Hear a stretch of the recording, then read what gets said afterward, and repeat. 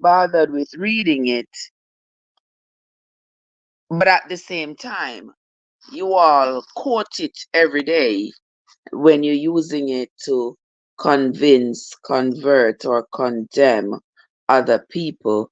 You are quoting the Bible, but you just can't be bothered with reading it because it's too long, you don't understand it, or all kinds of excuses you all find not to read it.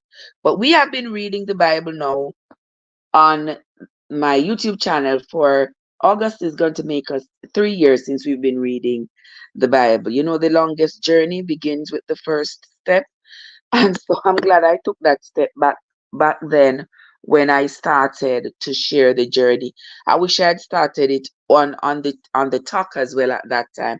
But if wishes were horses, beggars would ride. So therefore, since we hadn't started it then, we're not gonna worry about it now. We started and we are now all the way at the book of Saint John. So the worst is over, as they would say. We have read Moses' version of Judaism, and now we are on to Jesus's version of Judaism. And you might ask why I say Moses' version and Jesus's version. And that is quite evident for those of you who have read the Bible, because Moses had one version and Jesus had one. In Moses' version that he presented to the Jewish people, he presented it with, I'm going to say, with such barbarism that when I was reading the Old Testament and the establishment, the genesis of the Jewish religion as was established by Moses, I couldn't help but wonder what God it was that was leading Moses. Is it because of how I was socialized into believing a God is supposed to behave? Or is it just because this thing was presented to me in such a barbaric fashion?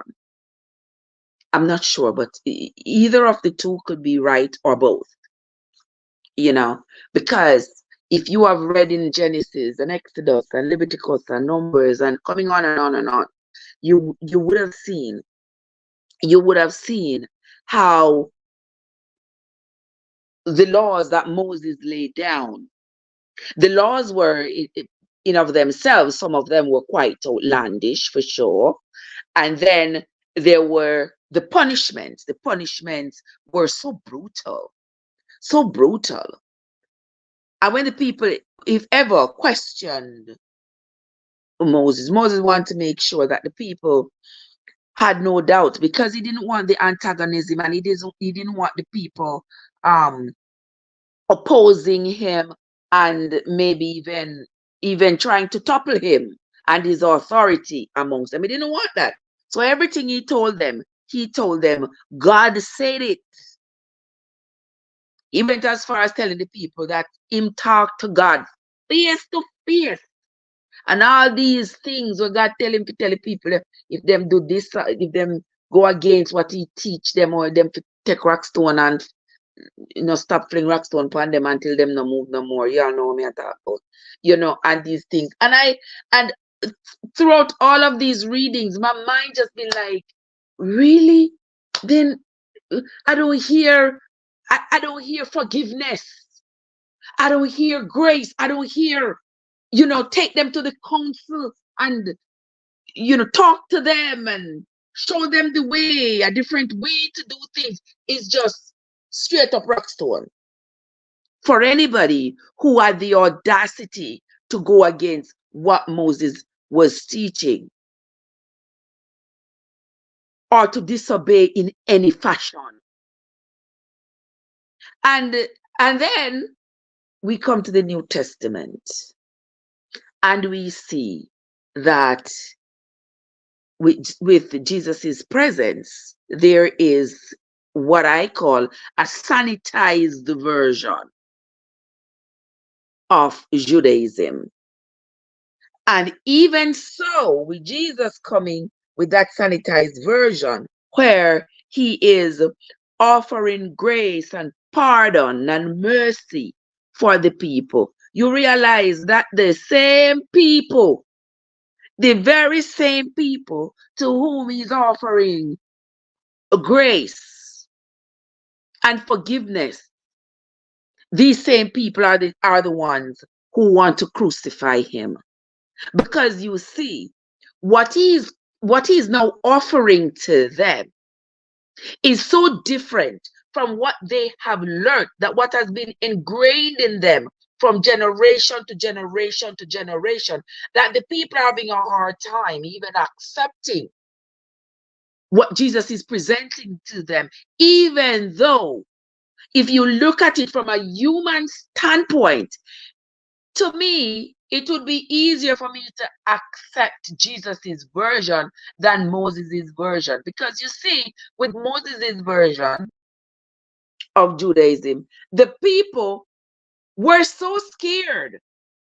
They were so scared, they did not know what to do, when to do it. They have to consult with Moses for everything. If they must drink hot water in the morning, they got to find out if it's going to be right with Moses, because they know that if it's not going to be right with him, they don't want to find out after the fact. Can you imagine living like that?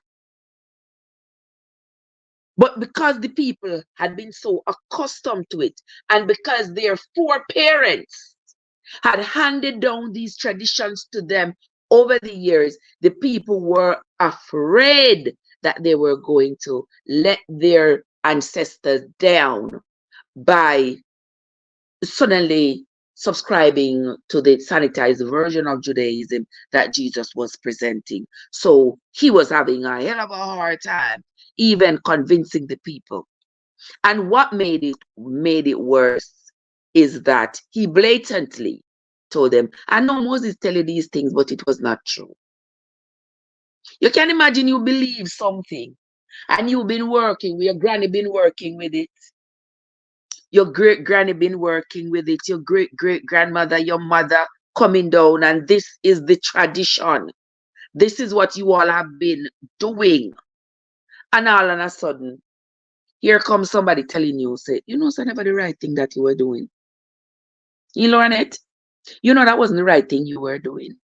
And remember, this thing that they seek for you to change has so much religious value to you and your ancestry that you cannot see yourself letting go of it. Can you imagine that? A lot of you would feel the same way of the scribes and the Pharisees and the other Jewish people if you were ever to be told that the belief and practices that you have held dear to your heart all your life was not true. I could see some of you toppling over like an ancient statue, going through the reforms of the Me Too movement. But anywho, that's not what we're talking about. I am here now. I'm waiting for my husband to roll on in. Joseph is in the place. Yes. Joseph said, what's going on, Trey, with you and Moses right here now? Me telling you from long time, say, I did not believe most of the things that Moses was saying. I don't think was joking. Y'all know how vindicated I felt when we read in the New Testament where Jesus says some of the things that Moses tell people was not true. I remember back when we were reading the Old Testament, and I said Moses was operating like a cult leader, and I don't think he spoke to God. God told him these things that he was telling the people. The people them say, oh, you remember the people them curse me? Some of me a blaspheme, and God tell Moses them say there's absolutely no way me to believe. So God tell Moses them something here. And no grace, no forgiveness, no nothing. Just straight up rock stone in them rocks. No, sir. I never believed it. So when we read the New Testament and Jesus said, well, none of these things are Moses tell you, no, me know Moses tell you, no, I don't believe it to be true, but it was not true. Oh my. Oh my. Oh my. You don't think you'd have ever lived to hear that in the Bible? That Jesus said what Moses teach people was not true? But anyway, that's why nowadays, when you learn, you change because, learning is evidenced by a change in behavior. So now that we have read the Old Testament and we are reading the New Testament with Jesus's version, now we are thinking differently. Yeah. So now I ask the question whenever anybody come at me with anything religious, I want to know if it is Jesus's version or Moses' version. Because I don't want Moses' version. Uh-uh. I don't want Moses' version. Because if it's Moses' version, I'm going to have to go stone you. If I'm Moses' version, you're going to have to stone me. I don't want that the version. All right? But anyway, I'm kind of talking enough for this morning. Welcome into the life, everybody. God bless up yourself. Good morning, God morning, Joseph. Good morning, Lynette and Matthew and Esau and Jacob and Noah and Moses and Aaron, Miriam and everybody else who is here. Welcome into the life. Thank you so much for coming in. The people on the tube, don't forget to hit the like button. The people on the top, don't forget to tap and share out the live. Invite your friends to come on over. This is not your typical Bible reading. This is not the place you come if you want somebody to convert you and browbeat you and tell you that your life is wrong, your lifestyle is wrong, and you're gonna go to some hell and burn up on something. This is not that place. Okay? So if you are looking for a place like that, this is not the right place for you.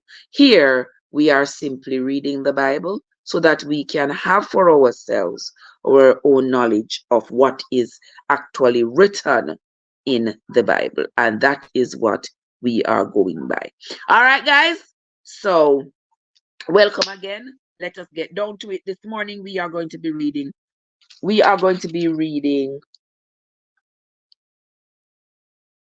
St. John chapters 12 and 13.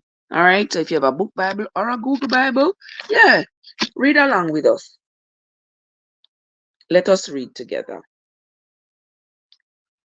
All right. St. John chapter 12. One Kev, what's up? Bless up yourself. How are you doing? Happy Thursday morning to you, my love. Good to see you. Good to see you. All right. So now we are going to be reading St. John chapter 12.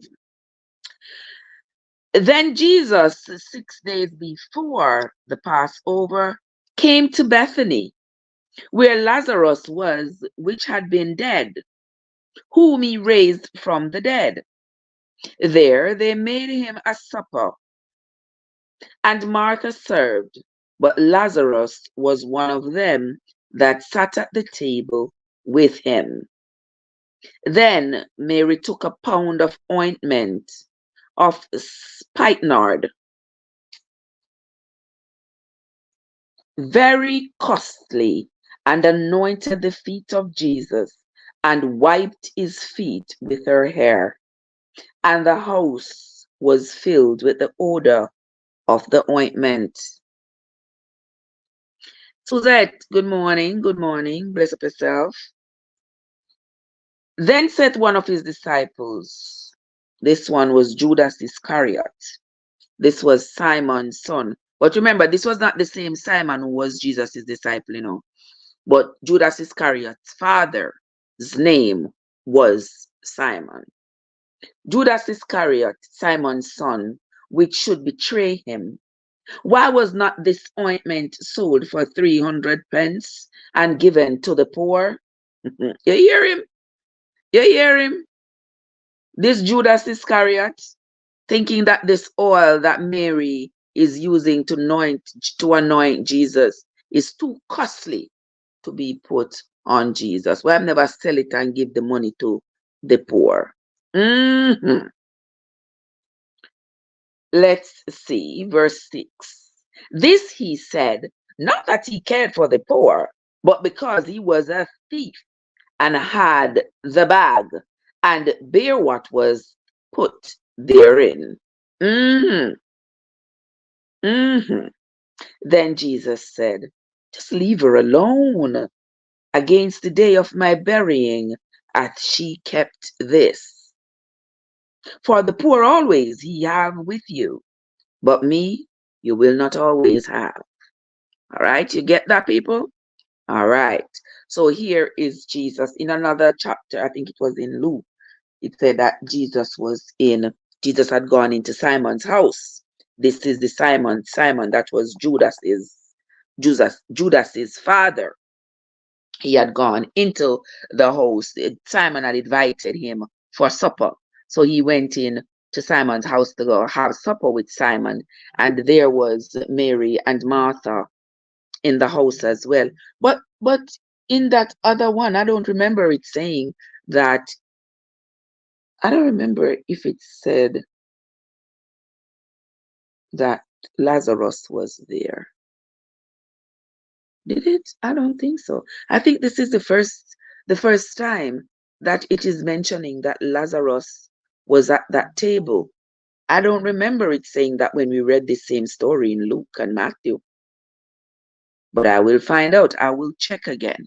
I don't remember it saying that Lazarus was there at the table with Jesus when he was anointed with this expensive oil. All right, but we are going to continue. Joseph said, "You see how long they must say God say and God tell them this and God tell them that." I tell you, Joseph. Uh-huh. And I tell lie upon God. That is so true. That is so true. Mike, what's up? What you doing? Bless up yourself. Happy Friday, Thursday morning to you, Selma, O'Connor, and Julio. Welcome. Thank you all so much for popping in. All right, let us continue. Let us continue. We are going to read verse 8 of chapter 12. For the poor you will always have with you, but me you will not always have. Much people of the Jews therefore knew that he was there. And they came not for Jesus' sake only, but that they might see Lazarus also, whom he had raised from the dead. So here the people are coming. They heard that Jesus was in the house of Simon. So the whole of them are come. Them not really want to see Jesus, but since them here, they have heard that Jesus had raised Lazarus from the dead. They have come. Right, exactly. Thank you, Kat. Cause I'm sure I don't remember. Me know me head maybe I get old, but me know me never remember them talking about Lazarus having been raised from the dead. I thank you so much. Say you're always my right hand. I'm a bucket when I'm reading the Bible because you know you help me out good. I appreciate you. I appreciate you, sis. Yeah, because I didn't remember having read it in the previous gospels where Lazarus was raised from the dead and was sitting at the table with Jesus. And I don't remember I know I can't possibly remember every single thing that I've read, considering that I have read so many books, so many chapters, and so many verses. I can't possibly remember everything, but that did not resonate with me that I had read it before. So I thank you so much, God, for making sure sister here stay on the right path. Okay? I thank you. Trina is here. Trina, good morning, my love. How are you doing? Good morning to you, my darling. Happy Thursday to you. How's your Thursday going? You're leaving a thumbprint. I thank you. I thank you so much, Trina. All right, guys. So let us continue. Let us continue. So now we know the previous three gospels did not mention that Jesus was at Simon's house with Lazarus, whom he had recently raised from the dead. So now John is telling us that part of the story, that little detail there, that Jesus was at the house of Simon. Simon had invited him to supper, and Lazarus was there as well. The same Lazarus he had just raised from the dead. And the crowds that were gathered there weren't gathered there particularly to see Jesus, but they were there because they wanted to see Lazarus, because the news of Lazarus's resurrection was all over and everybody wanted to see it for themselves, for them to believe it. Now, let us continue. Much people of the Jews therefore knew that he was there, and they came not for Jesus' sake only, but that they might see Lazarus also, whom he had raised from the dead. But the chief priests consulted that they might put Lazarus also to death. So them want them want to unalive Lazarus a second time.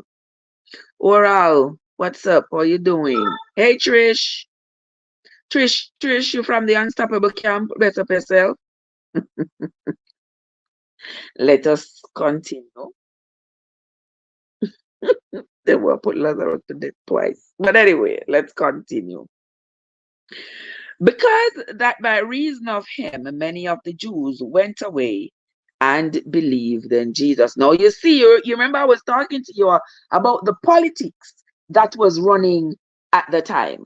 The chief priests and the scribes and the Pharisees and whoever the leaders were, they saw Jesus' presence as a threat to their authority because all these miracles that he's performing meant that the people were believing him and more people were following him. And every time he performed a new miracle, he got more and more supporters. And with that, their support started to dwindle. And they did not want that at all. They don't want no competition in the region. And that is why I tell you that they were adamant in that region, not just now, but from back then. They were adamant that they should eliminate everybody and anybody who would dare to seem like they have any authority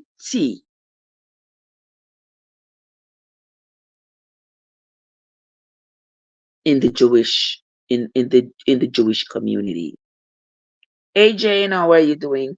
Andrea, good morning, madam. How are you doing, sugar? Good to see you. I hope you had a good night. I hope you all had a good night, especially those of you who were on the live till late last night.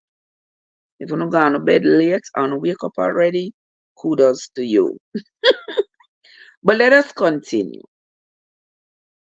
Verse 11 says, because that by reason of him, many of the Jews went away and believed on Jesus. On the next day, much people that were come to the feast, when they heard that Jesus was coming to Jerusalem, they took branches of palm trees and went forth to meet him and cried, Hosanna, blessed is the King of Israel that comes in the name of the Lord. And Jesus, when he had found a young ass, sat thereon, as it is written. Now, this young ass was the same one that in Luke he sent the disciples to go fetch. You know, he said, go around there, so they go around a master gate around there, so you see him have one, they call it a coat. A coat is a young horse, but it could have been a donkey. It could have been a donkey. So they went and they loosened the donkey to bring to him. And he said, tell anybody who ask you where you go with the donkey, tell them, say, I'm me send you for it, and me want it. And that's exactly what happened. So this I believe is the same animal they're talking about. They see Jesus' presence as a threat, and he was getting too popular among the masses. Exactly, Andrea. Exactly. Good morning, AG. You know, so from morning, me I wait for you to pitch tent. What's going on?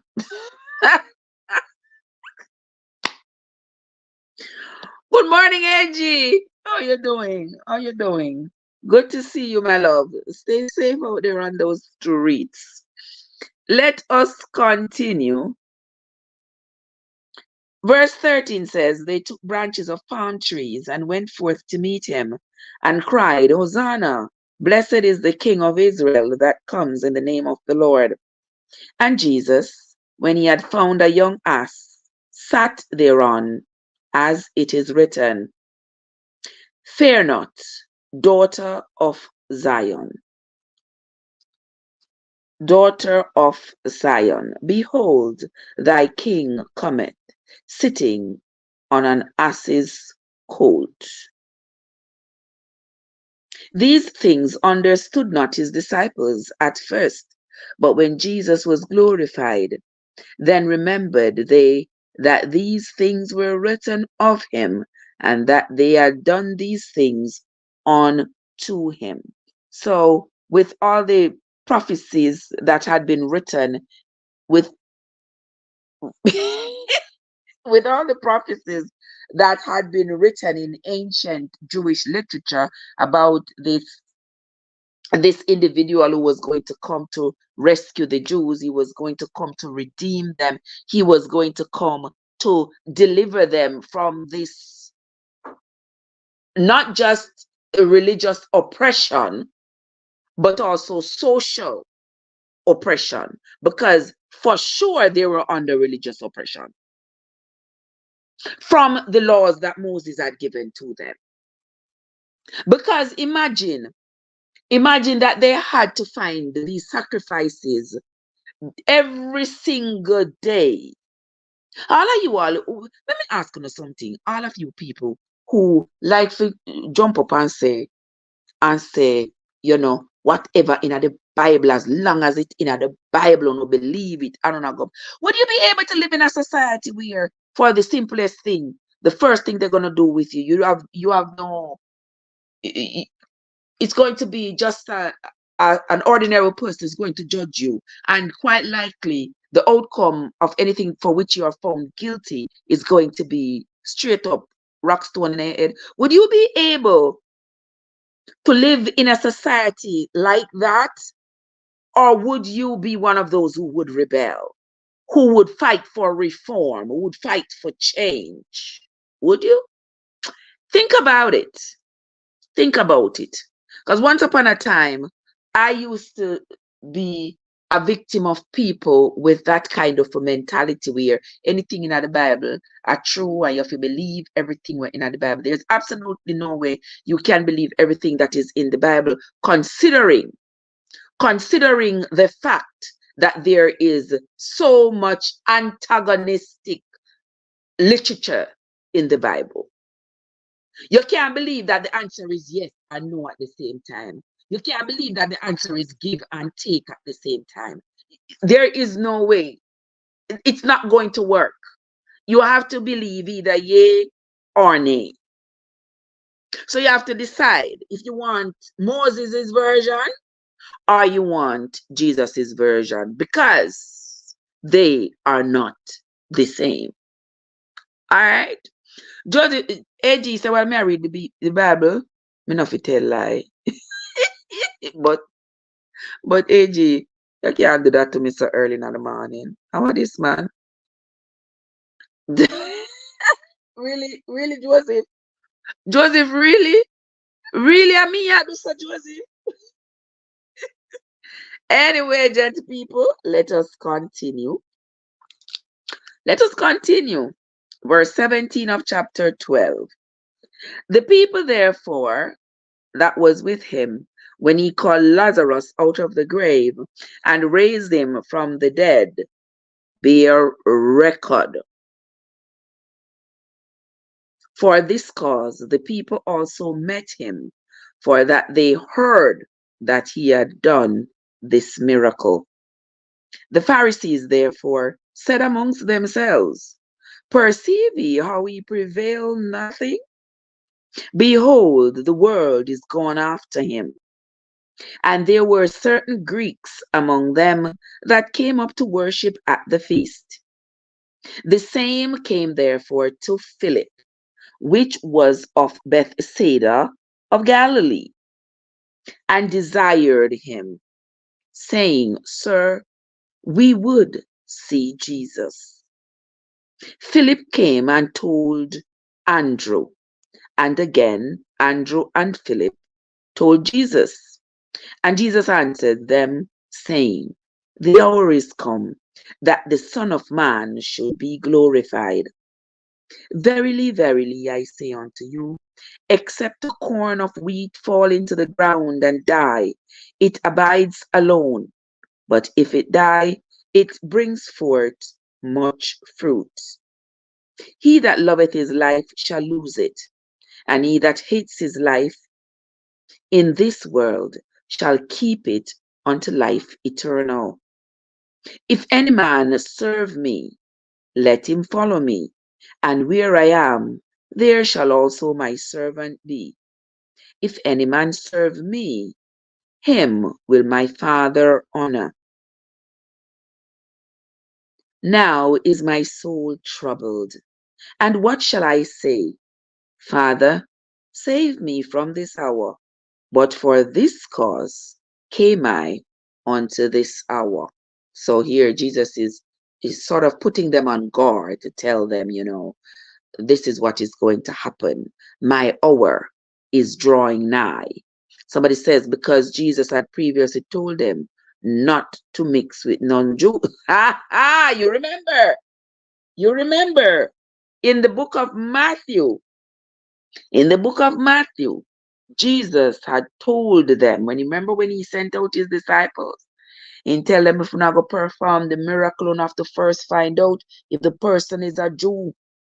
And if the person is not a Jew, don't tarry in their house. Don't perform the miracle. You all remember? Go back and check. Joseph, you may as well did call me name. You may as well. But anywho, we are going to continue. Jesus is telling his disciples, listen, my hour is at hand. I am come to die for you all. The hour of my death is pretty close right now. Verse 28, Father, glorify thy name. Then came there a voice from heaven saying, I have both glorified it and will glorify it again. The people therefore that stood by and heard it said that it thundered. Others said, an angel spoke to him. Jesus answered and said, this voice came not because of me, but for your sakes. Now is the judgment of this world. Now shall the prince of this world be cast out. And I, if I be lifted up from the earth, will draw all men unto me. But when he has raised from the dead, their time will come. At that time, it's whosoever will may come. There you go. There you go, Cad. Cad, so you're a great Bible scholar. Yeah, you're a great Bible scholar, and I appreciate you. I appreciate you so much. All right, let us continue. Verse 32 says, and I, if I be lifted up from the earth, will draw all men unto me.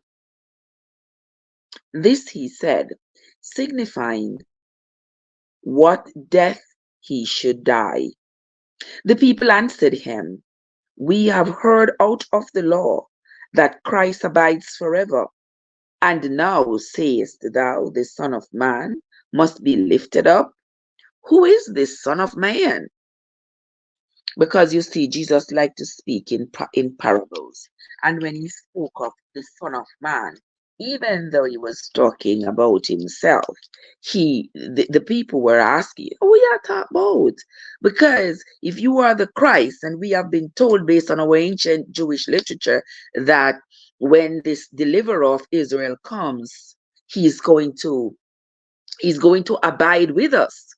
And now here you are performing all these miracles that were in the literature. And here we are believing in you and believing that you're going to abide with us according to the ancient literature. And now you keep talking about the Son of Man, you're going to die and you're going to leave us? Like, what are you talking about? What you are saying is not in alignment with what we have been taught. So let's see what Jesus said unto them. Then Jesus said unto them, Yet a little while in the light with you. Walk while ye have the light, lest darkness come upon you.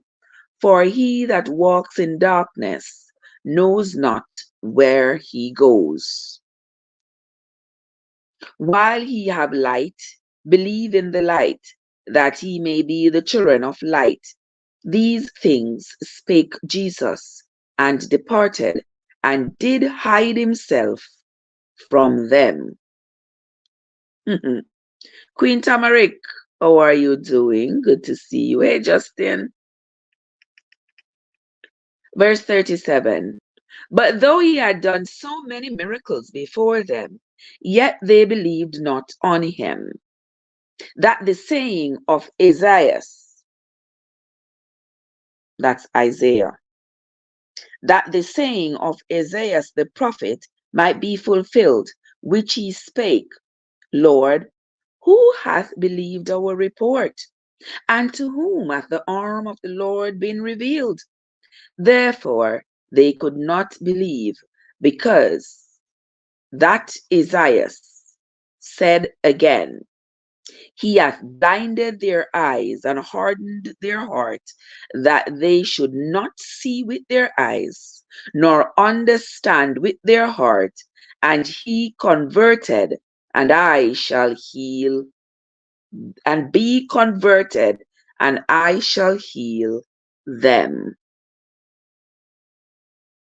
These things, said Esaias. Now they are sort of quoting from Isaiah's literature that we read about in the Old Testament.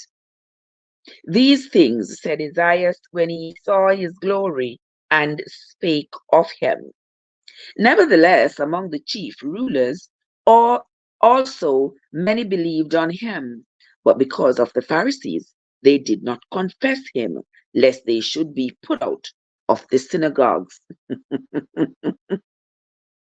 So a lot of the rulers, they themselves, they believed what Jesus was presenting to them. They believed, but for fear of being dethroned, they did not want to admit that they believed. They saw what he was doing, and they were convinced that this had to be someone sent from God for the deliverance of Israel. But they couldn't speak out loud. They couldn't admit out loud that they believed, because had they done that, they would have lost their privilege and authority, and maybe also their life. So them stay quiet. You ever see some people who stay quiet when things are going wrong around them? They are a part of it just by not saying anything, because you are silent about the mistreatment of another person. It means that you are comfortable with it, because something does not have to affect you to offend you. You don't have to be the person who is hit on the head with a stone for you to understand that for somebody to hit somebody, it is wrong, and that person might be hurting. So here it is that these people, they were in high position, but they did not dare to make it known. They did not dare to make it known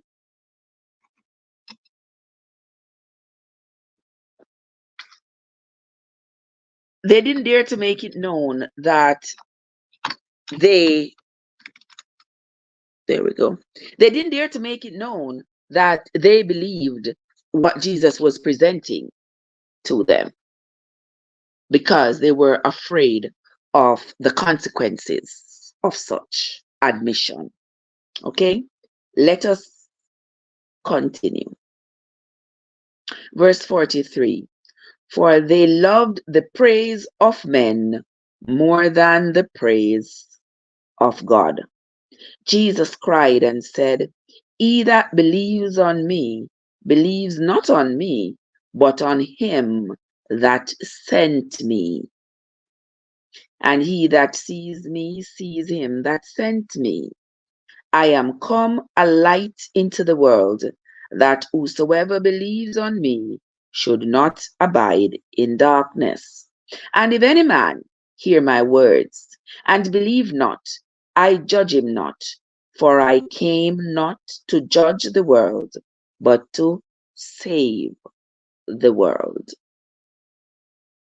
He that rejects me and receives not my words hath one that judge him. The word that I have spoken, the same shall judge him in the last day. For I have not spoken of myself, but the Father who sent me, he gave me a commandment, what I should say and what I should speak. And I know that his commandment is life everlasting. Whatsoever I speak, therefore, even as the Father said unto me, so I speak. All right. And that is the end of St. John chapter 12. We are going to move right on into St. John chapter 13. Before we do, though, I want to say welcome to everybody who is in the live. Thank you all so much for coming. Thank you all for stopping by. Those of you who have spent a little bit of time, those of you who have hit the like button, those of you who have tapped your screen and taken us to, I don't know, that says 3.6. I think there is some glitches with this thing because it is always running like 2000 behind or stuff. Because I have a device here that's saying it's 5.7, and then on this one it is saying 3.6. But anyway, we are going to continue. That is not why we are here. So let us continue with the reading. KOH Ministries and IB International and Pablo are here, and others. Welcome. Thank you so much for stopping in. St. John chapter 13, my friends. Now before the feast of the Passover, when Jesus knew that his hour was come, that he should depart out of this world unto the Father, having loved his own which were in the world, he loved them unto the end. And supper being ended, the devil having now put into the heart of Judas Iscariot, Simon's son, to betray him. Now I tell you that this betrayal was already designed long time ago. And the powers that be had designed this betrayal, I believe, to make a statement. Yeah, it was already designed. So Judas Iscariot deceiving and betraying Jesus was not something that happened as a spur of the moment thing. Let us continue. Jesus, knowing that the Father had given all things into his hands, and that he was come from God and went to God, he riseth from supper and laid aside his garments and took a towel and girded himself. That towel is better stronger than the one what did have around him. Let us continue. Verse 5. After that, he poured water into a basin and began to wash the disciples' feet and to wipe them with the towel wherewith he was girded. Then came he to Simon Peter, and Peter said unto him, Lord, dost thou wash my feet? And Jesus answered and said unto him, What I do thou knowest not now, but thou shalt know hereafter. Peter said unto him, Thou shalt never wash my feet. Jesus answered him, If I do not wash your feet, thou hast no part with me. And Simon Peter said unto him, Lord, not my feet only, but also my hands and my head. You see, because Simon Peter did not want to lose his position with Jesus, but because he revered Jesus so much, he had so much respect for him. He's like, really, you are gonna wash my feet? Jesus said, well, if you don't make me wash your feet, you have no lot, me not have no lot, no part with you. He said, all right, Jesus, not just wash me feet, wash me hand, wash me head, wash my whole body, because I don't want to lose my position with you. Let us continue.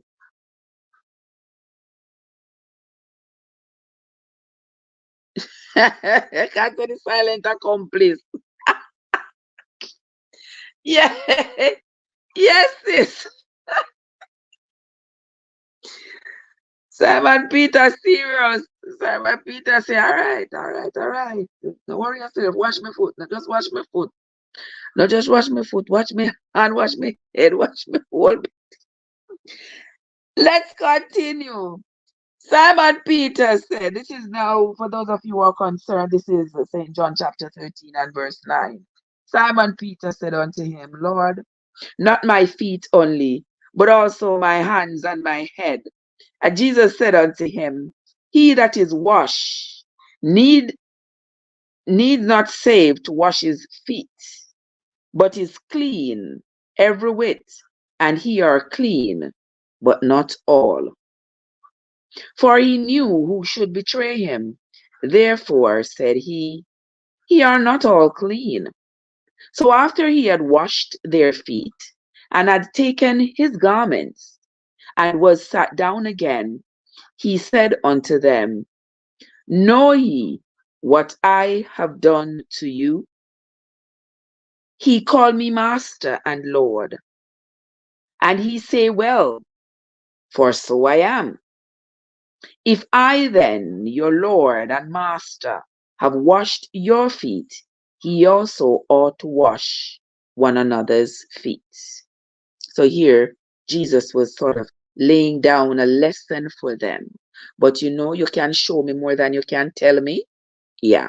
So he was showing to them more than he was telling them how important it was to wash each other's feet. And he said, I am the master.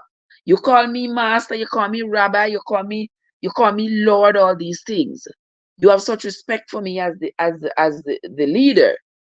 So if I can wash your feet, you all can wash each other's feet. Let us continue. Verse 15, for I have given you an example, that ye should do as I have done to you. Verily, verily, I say unto you, the servant is not greater than his Lord, neither he that is sent greater than he that sent him. So, even though the people are praising Jesus, calling him Lord and Master and Rabbi and all these things, he's not taking all of that glory. He's making sure they understand that as much as you all think I am great, I am not greater than the one who sent me, because the one who sent me is the greatest of all. He was showing them that your ministry should be service to the people. Exactly. Exactly. Your ministries shouldn't be self-serving. It's not for you and your higher ups and the people who are your combo of them. Yeah? No, not that. It is for you to serve the people. Let us continue. Verse 17. If he know these things, happy are ye if he do them. I speak not of you all.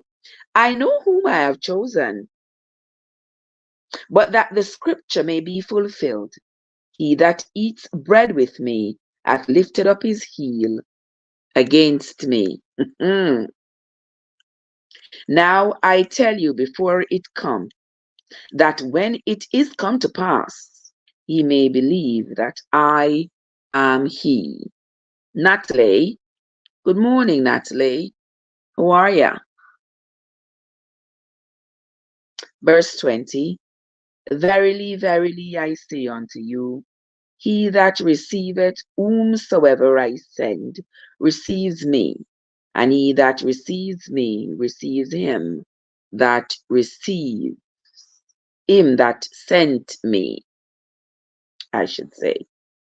Let me read that again. Verse 20 of chapter 13. Verily, verily, I say unto you, he that receives whomsoever I send receives me, and he that receives me receives him that sent me. When Jesus had said this, he was troubled in his spirit, and testified, and said, Verily, verily, I say unto you, that one of you shall betray me. Mhm. Then the disciples looked at each other, doubting of whom he spoke. Yeah. So here they are. Jesus said, Me know one of them are going to deceive me now. One of them are going to betray me. So here are all of them looking at each other to see, I wonder if I one day. I wonder if I Simon Peter. I wonder if I Judas. I wonder if I this they keep wondering. But let us continue reading. Now there was leaning on Jesus' bosom one of his disciples whom Jesus loved. Simon Peter therefore beckoned to him that he should ask who it should be of whom he speak.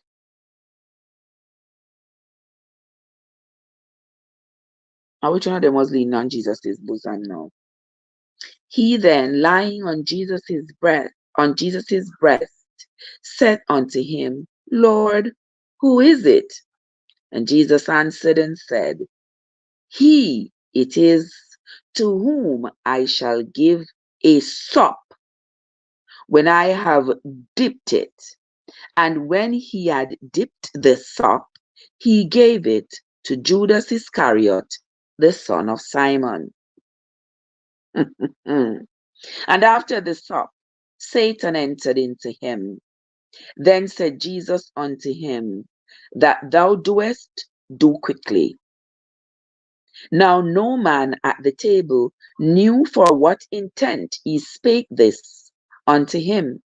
For some of them thought, because Judas had the bag, that Jesus had said unto him, Buy those things that we have need of against the feast, or that he should give something to the poor.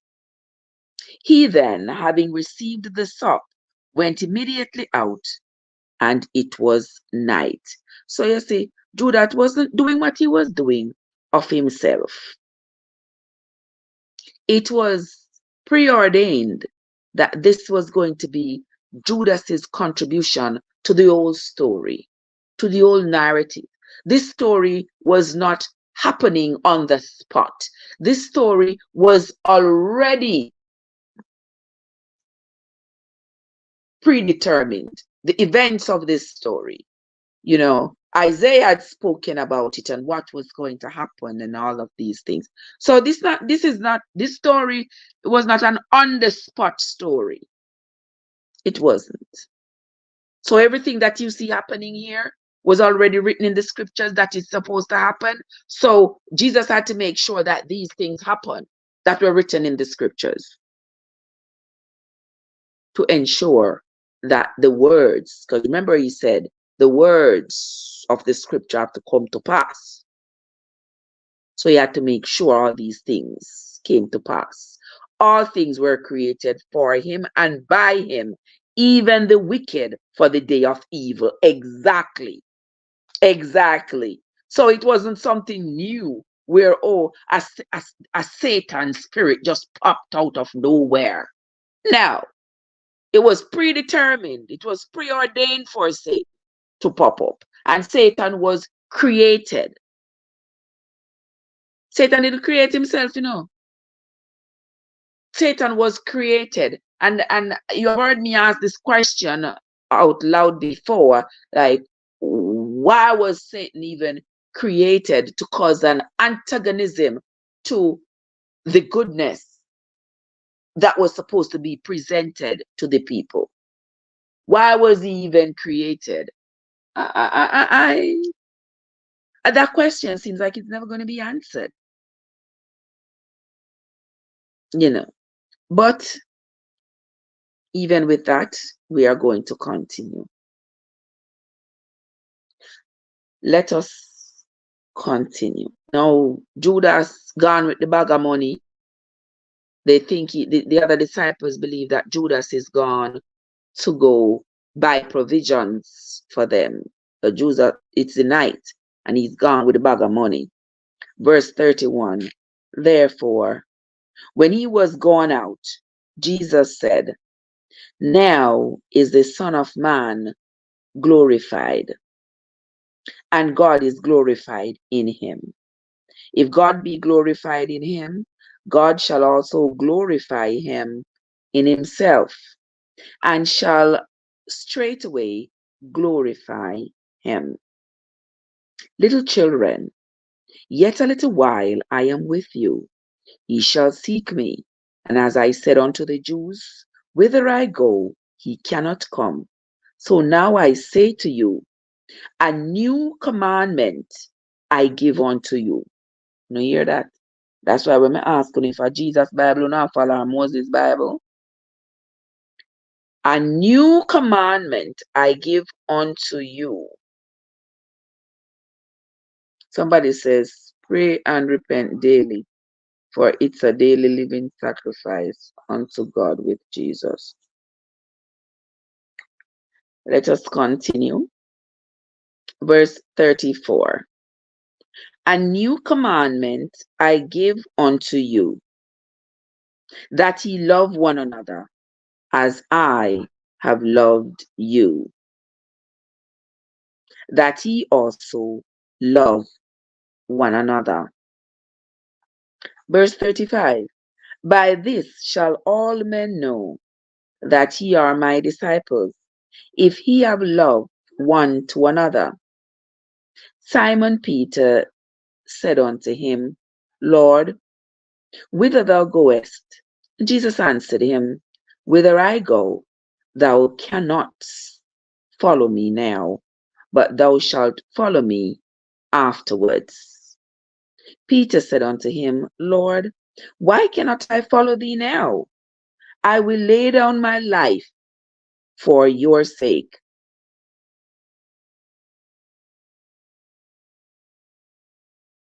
And Jesus answered him and said, wilt thou lay down thy life for my sake? Verily, verily, I say unto you, the cock shall not crow till thou hast denied me thrice.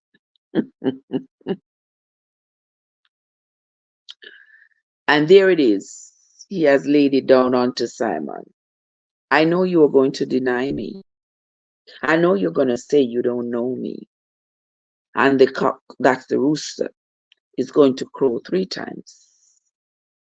And after that, you shall deny me. Even though you see him coming talking about, oh, Father, where do you go? Where are you going? Why can't I come with you? No, you can't come where I'm going. You will only be able to come with me after you die, but you can't come with me before you die. Well, no matter where you go, I will follow you. I will leave everything. I will drop everything and follow you. I don't think so. Because you, even though you say you will drop everything and follow me, I already know that the rooster going to crow 3 times and you are going to deny even knowing me. And for those of us who have read the prior gospels, we know that that is exactly what happened when they took Jesus to go crucify him, to take him into trial. Simon followed while the other disciples went their way because they were afraid that they would be crucified with Jesus, because the crucifiers, they wanted to ensure that nobody would be left to carry out, to continue with the teachings of Jesus. So Simon, he decided, well, I want to see what they're going to do. I want to see what's going to happen. So I am going to just blend in with the crowd and follow the crowd into the judgment yard. And that's what he did. But then the people started to recognize him, like, wasn't he one of the disciples? Now remember, they had been walking around with Jesus for a very long time. So everybody who knew Jesus came to know the disciples as well. So he couldn't hide. And when them asked him, but you know one of them too. Aren't you one of them? You know, see you was following behind Jesus this whole time. Simon said, me, sir? Me?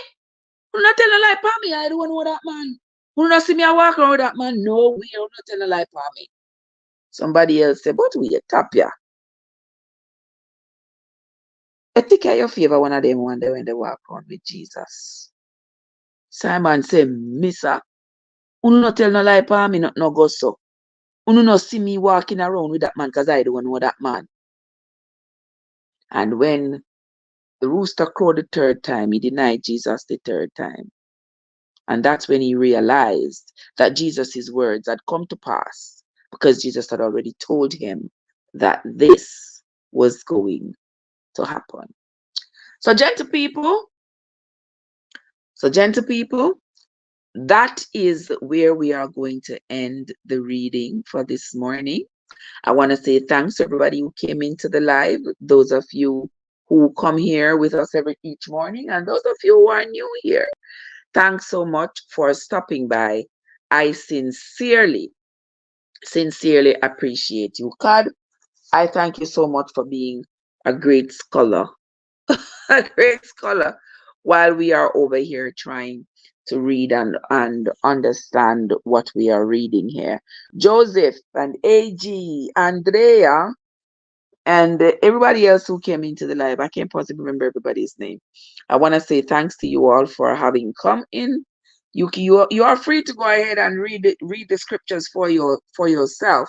But when we come back tomorrow morning, same time, same place, we will be reading from St. John chapter 14, St. John chapter 14 and 15. Yeah. When we come back tomorrow, we'll read chapters 14. Let me see, where's 16. Okay. Tomorrow we will read 14, 15, and 16. Okay? So guys, join me again tomorrow. We might be a little bit earlier tomorrow, but same place on my YouTube channel, Trevessence Unstoppable, and on the top, Trevessence, where we will be continuing this journey, because this journey continues as we continue to read the Bible from the beginning to the end. All right, guys. So I will see you all in the morning. Go ahead and have yourselves a great Thursday. Until next time, my friends. This is Trev from Trevessence, where your journey matters. Have yourselves a fantastic day, everybody, and I'll see you later.